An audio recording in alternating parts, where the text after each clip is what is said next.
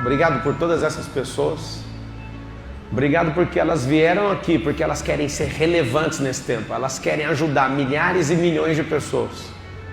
Senhor, que ninguém aqui saia menor do que entrou, mas que saia daqui com mais problemas do que elas entraram. Que elas possam crescer em graça, em sabedoria e entendimento. Que elas possam poderosamente entender o valor de gerar valor em si mesmo, para transbordar como um rio com alta volumetria de águas. Que essas pessoas se enxerguem como rios que buscam cada vez mais as profundezas da sabedoria, a largura do conhecimento, e que essa água venha da fonte eterna, que é o próprio Deus, e que elas se conectem a pessoas que são afluentes, e que esses rios cada vez mais possam fluir com poder, com graça. Que você seja um transbordante depois desse evento, que você pare de ter vergonha.